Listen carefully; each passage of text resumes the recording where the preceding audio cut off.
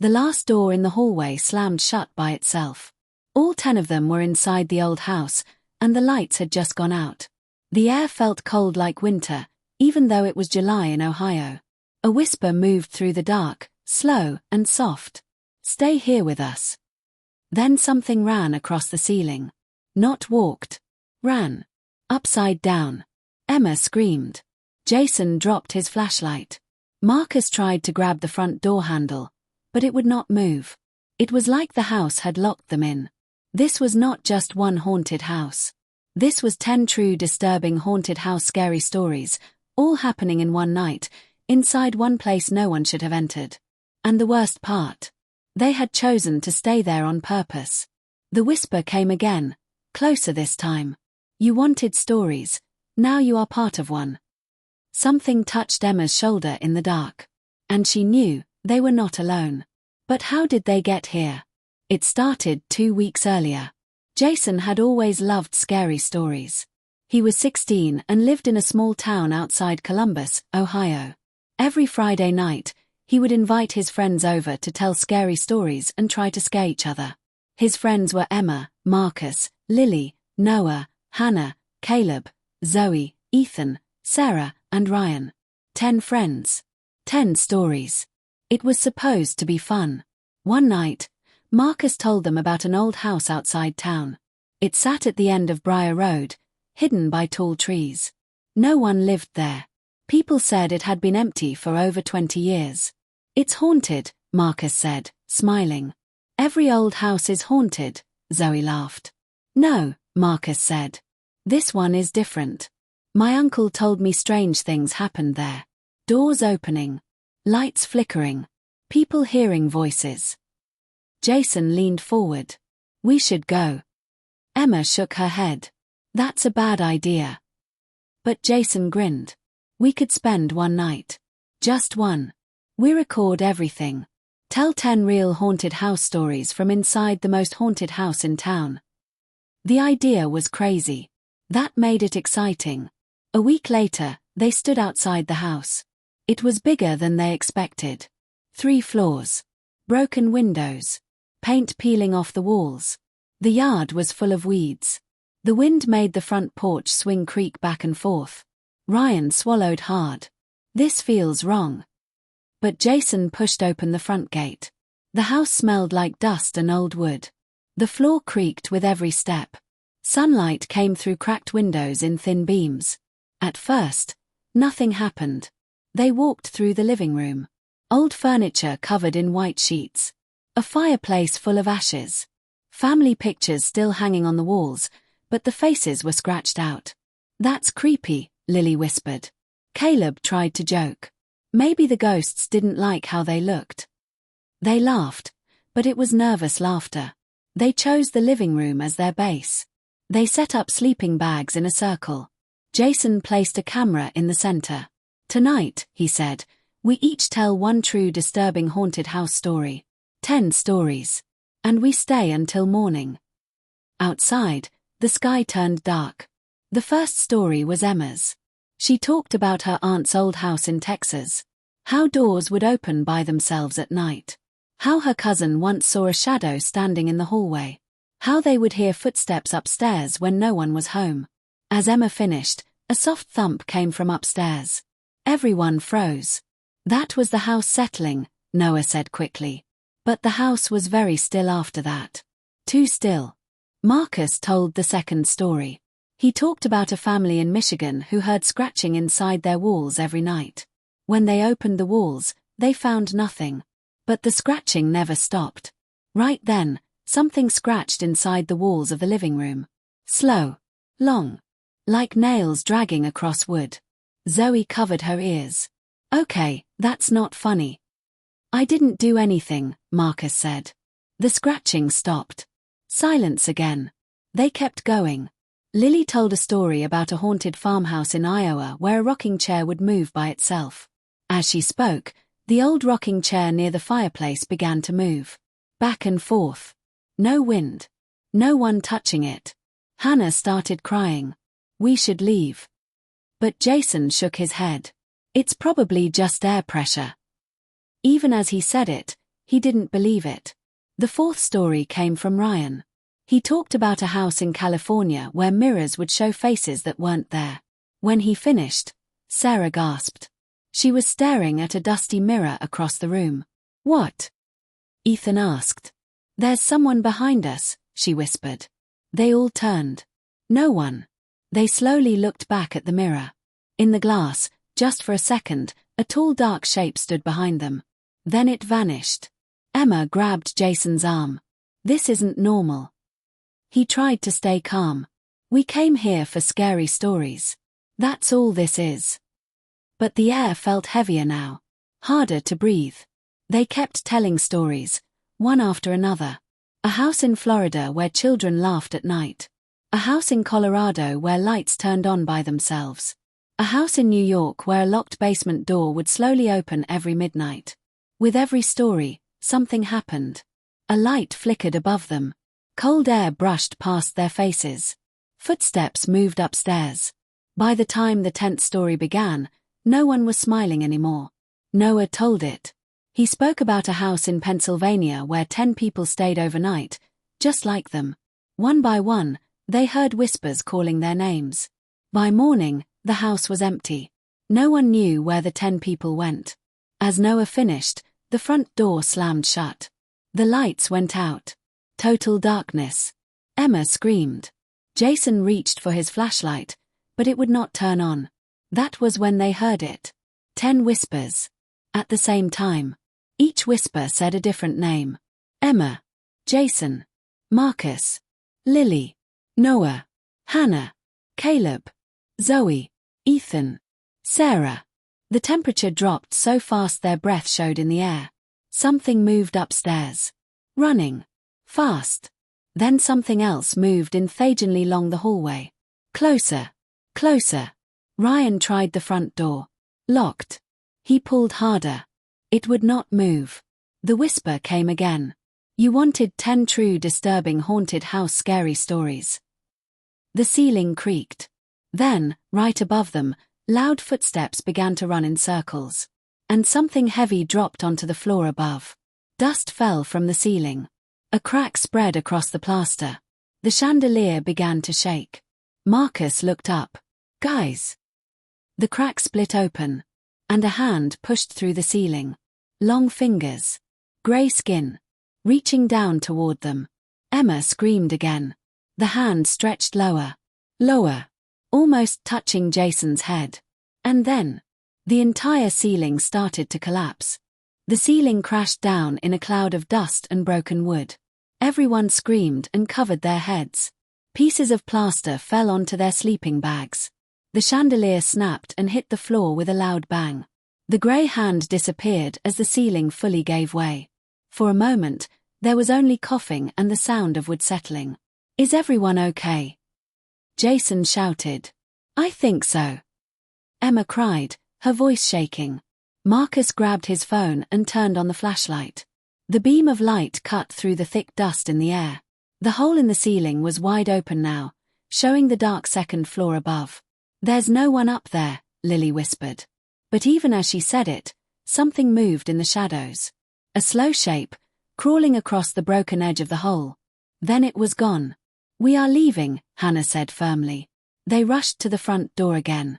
Ryan twisted the knob. Still locked. Caleb tried the windows. They would not budge. It was like the house had sealed itself shut. This isn't possible, Zoe said. Doors don't just lock by themselves. The whisper returned, softer now, but everywhere at once. You are not done. The camera in the center of the room suddenly turned back on by itself. Its red light blinked in the dark. Jason stared at it. It's recording. On the small screen, they could see themselves standing there. But something else was in the frame. Behind them, inside the broken ceiling hole, 10 tall shadows stood in a circle. Watching. Emma slowly turned around. There was nothing there. But on the camera screen, the shadows were clear. 10 dark shapes with long arms and empty faces. No, Sarah whispered. No, no, no. The screen flickered. Then one of the shadows leaned closer to the camera. Its face pressed near the lens. The screen went black. The camera died again. Silence filled the house. For a long moment, nothing moved. Then, from upstairs, a soft crying sound began.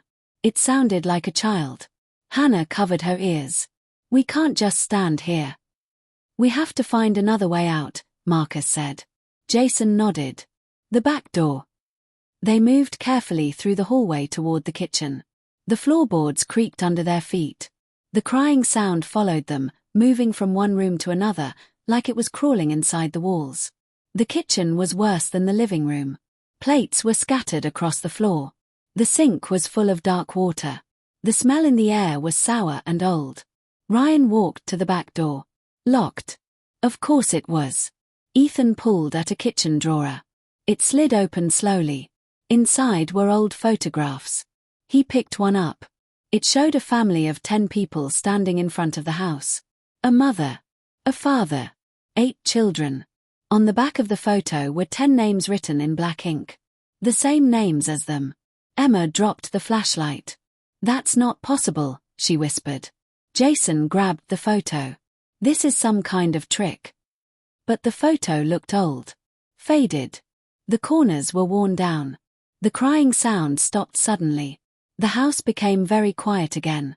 Too quiet. Then the basement door at the end of the kitchen creaked open by itself.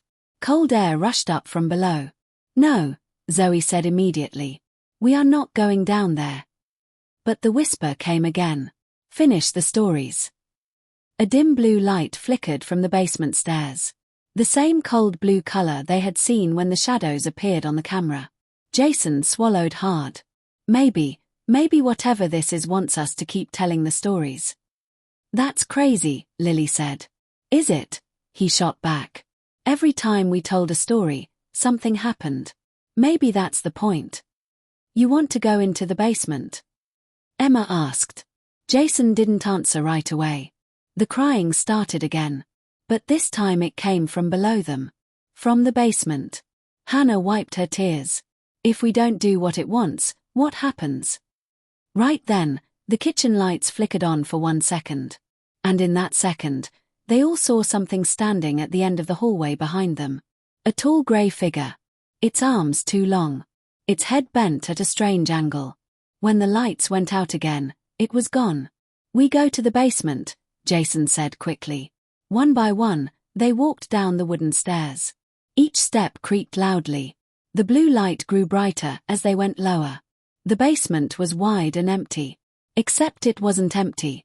In the center of the room were 10 chairs arranged in a perfect circle. Facing inward. Waiting. "This is sick," Marcus muttered. On the floor inside the circle was a strange symbol drawn in white chalk. It looked old and faded, but someone had traced over it recently. Jason felt a cold wave of fear. "Black magic," Emma whispered. No one laughed this time. Each chair had a name carved into it. Emma. Jason. Marcus. Lily. Noah. Hannah. Caleb. Zoe. Ethan. Sarah. 10 chairs. 10 names. "But Ryan's name isn't here," Lily said suddenly. They all turned. Ryan was not standing behind them anymore. "Ryan." Marcus called out. No answer. The basement door upstairs slammed shut. "Ryan." Emma shouted. A soft voice answered from the darkness behind the chairs. "I'm here." It sounded like Ryan. But it didn't sound right. Too slow. Too deep. The blue light flickered again. Behind the circle of chairs, Ryan stood in the shadows. His head tilted slightly. His eyes looked darker than before. "Guys," he said softly. "You should sit down." "We're not sitting," Jason said. Ryan's mouth stretched into a wide smile. Wider than it should. "You promised 10 stories," he said. His voice now layered with whispers. "You only told 9. Noah shook his head. "We told 10. Ryan stepped forward into the blue light. "No," he said calmly. "You forgot the last one." The ground beneath the chalk symbol began to glow. The temperature dropped again. "Ryan, stop!" Emma cried. But Ryan's body jerked strangely. Like something inside him was pulling strings. "I'll tell it," he said. And then he began to speak. He told a story about a haunted house in Ohio where 10 teenagers came to tell scary stories for fun. As they finished each story, something in the house grew stronger. Because the house was built on a place where dark rituals had once happened. A place where people tried to open a door to something not human. And the ritual needed 10 voices, 10 names, 10 stories. And once the final story is told, Ryan said, his voice no longer his own, the door opens. The chalk symbol burst into bright blue fire. The chairs began to shake. The walls of the basement trembled. "Ryan, stop talking," Jason yelled. But Ryan kept speaking.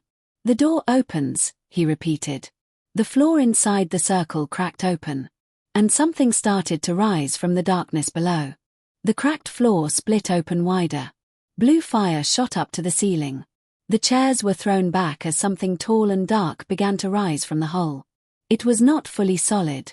It looked like smoke and shadow mixed together. 10 thin arms stretched out from its body. 10 empty faces floated around its head. And in the center of it all, glowing white eyes opened. Emma screamed. Marcus grabbed a chair and threw it at the shape. The chair passed right through it like it was made of fog. Ryan stood frozen at the edge of the glowing symbol. His mouth still moved, repeating the same words. "The door opens. The door opens." Jason ran toward him and pulled him backward. Ryan fell hard onto the basement floor. His eyes rolled back for a second, then he blinked. What happened?" Ryan asked weakly. The shadow creature let out a sound that did not belong in this world. It wasn't a roar. It wasn't a scream. It sounded like 10 people whispering at once, mixed with crying and laughter. The basement walls began to crack. Dust fell from the ceiling. "It's not done," Zoe shouted. The glowing crack in the floor widened even more. Inside it, they could see darkness that looked endless, like a hole that had no bottom. The creature lifted one of its long arms and pointed at them. The blue fire around the chalk symbol grew taller. The house above them groaned loudly. Then the lights in the basement exploded. Everything went dark. For a few seconds, they could not see anything. Then a soft blue glow returned, but this time it was coming from the creature's eyes. "Back upstairs," Jason yelled. They ran for the stairs. Halfway up, the steps behind them snapped and broke. Caleb almost fell, but Hannah grabbed his arm and pulled him up. They reached the kitchen just as a loud crash came from below. The basement stairs completely collapsed. Whatever was down there could not use the stairs anymore. But that did not make them safe. The whispering sound moved through the walls again. "You opened it." Windows shattered in the living room. Cold wind rushed through the house. The front door finally unlocked with a loud click. "It's open," Ethan shouted. They ran toward it. But as they reached the living room, they froze. The 10 shadows from the camera were standing there now. Not on a screen. In real life. They blocked the doorway. Each one looked like a person made of smoke. Each one had no face. They slowly lifted their heads at the same time. The creature from the basement was calling them. It wanted them. "It needs 10, Emma whispered. It always needed 10. Ryan looked at the photo he still held in his hand. The old one with the family of 10. On the picture, the faces of the family were scratched out. And behind them, faint and hard to see, was the same tall shadow shape. "This happened before," Ryan said. "And it will keep happening." The shadows began to move closer. Step by step. The air grew so cold that their breath turned white. Jason looked around quickly. His eyes landed on the broken camera lying on the floor. "The stories," he said suddenly. "What about them?" Lily cried. "It got stronger every time we told one. But maybe that means something else too." The shadows were only a few feet away now. "What are you saying?" Marcus shouted. Jason grabbed the camera and held it up. "It feeds on fear," he said. "On dark stories. On us being scared." The creature in the basement let out another horrible whisper. The shadows reached forward. "So what do we do?" Hannah asked. Jason's mind raced. Then he said the last thing anyone expected. "Tell a different story." Emma stared at him. "What?" A good one, he said quickly. Something not scary. Something real. Something happy. That won't work, Zoe yelled. But Jason had already turned the camera toward himself. His hands were shaking badly. My name is Jason, he said loudly. And this is not a haunted house. It's just an old building. The shadows paused. He kept talking. When I was little, my mom used to take me fishing at a lake in Michigan. We'd wake up early. The sun would rise slow and orange over the water. The blue glow flickered. The whispering grew softer for just a second. Emma understood. She stepped beside him. My grandma makes the best apple pie, she said quickly. Every Thanksgiving, our whole family laughs at the table. The nearest shadow stepped back slightly. Marcus joined in. My dad taught me how to ride a bike in our neighborhood park. I fell 3 times. He helped me up every time. The air warmed just a little. The shadows began to shake. The creature below let out a loud, angry hiss. All of them began speaking at once. Happy memories. Good times. Birthdays. Summer trips. Playing baseball. Swimming at the beach in Florida. First snow in Colorado. Camping under clear stars. With every word, the blue light faded. The shadows started to thin. The tall shape in the basement roared again, but it sounded weaker. Cracks ran along the walls, but now they were closing instead of growing. Ryan stepped forward last. He swallowed hard. When I was 9, he said, my little sister was scared of the dark. So I would sit outside her room until she fell asleep. Just so she wouldn't feel alone. The final shadow dissolved like smoke in the wind. The living room lights flickered once. Then turned on fully. The whispering stopped. The cold air disappeared. The house became still. Very still. They stood there, breathing hard. Slowly, carefully, Jason walked to the front door. He stepped outside. The night air felt normal again. Crickets chirped. The streetlights glowed softly.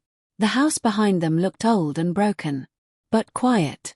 They all walked out together. No shadows followed. No whispers came. The front door swung shut on its own. But this time, it did not slam. It closed gently. They stood in the yard for a long time. No one spoke. Finally, Marcus said, we're never doing that again. No one argued. Police cars arrived later after neighbors reported broken windows. The officers found the basement floor cracked, but there was no glowing symbol anymore. Just old cement. The photo of the family of 10. It was gone. So was the chalk. So was any sign that something had risen from below. The officers said the house would be torn down soon. Too dangerous. Too unstable. A week later, the house was demolished. The ground was cleared. Construction signs went up. Life slowly returned to normal. But sometimes, late at night, Jason would think about that blue light. About the 10 shadows. About how close they came to becoming part of something else. And one evening, months later, as he scrolled through old videos on his phone, he found something strange. A file he did not remember saving. It was labeled story_11.mp4. His hands went cold. He did not remember telling 11 stories. Slowly, he pressed play. The screen filled with blue light. And a whisper began. You are not done.